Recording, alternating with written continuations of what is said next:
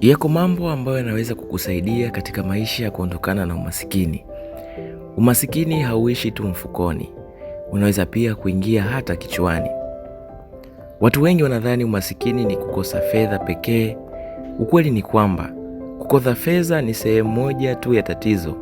Hatari zaidi ni pale umasikini unapoanza kuingia kwenye fikra zako. Unapoanza kuamini kwamba wewe huzaliwi kushinda. Unaanza kuamini kwamba mafanikio ni ya watu wengine.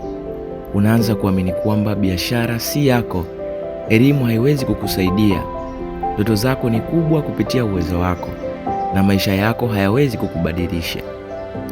Polepole unajikuta hujaribu tena, huombi nafasi, huanzi biashara, hujifunzi ujuzi mpya. Unaacha kuota kwa sababu tayari umeshajihukumu. Hapo ndipo umasikini unapokuwa umehama kutoka mfukoni na kuingia kichwani. Na jambo la kushangaza ni kwamba mtu anaweza kuwa na fursa nyingi zinazomzunguka lakini asione kabisa, kwa sababu akili yake tayari imeamua kuwa hakuna kinachowezekana.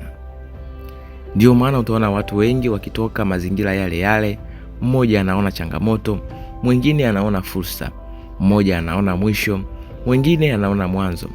Tofauti si mazingira pekee, bali ni namna wanavyoyaona mazingira hayo kuwa fursa.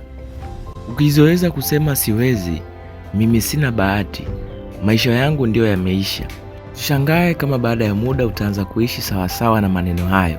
Sio kwa sababu maneno ya uchawi, bali ni kwa sababu yanarithi jinsi unavyojiona, maamuzi unayoyafanya na hatua unayochukua kila siku. Kumbuka, kila mafanikio makubwa huanza na mtu mmoja aliyekataa kuamini kwamba maisha yake hayawezi kubadilika.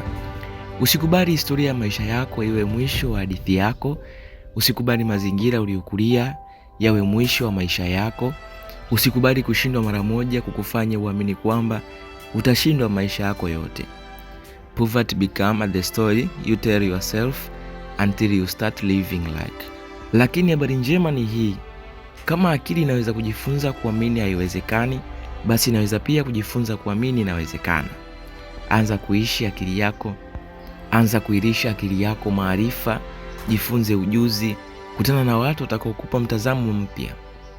Soma vitabu, chukua hatua hata kama ni ndogo. Usisubiri kujiamini ndipo uanze, anza ndipo kujiamini kutaanza kukua. Kumbuka, umasikini wa mfukoni unaweza kukuondoka kwa kazi, biashara au fursa, lakini umasikini wa akili huondoki pale unapobadilika namna unavyojifikiri. Badili hadithi unayosimulia leo, na kesho utabadili maisha yako unayoishi. Asante kwa kunisikiliza, na mimi ni Voice of Ritani.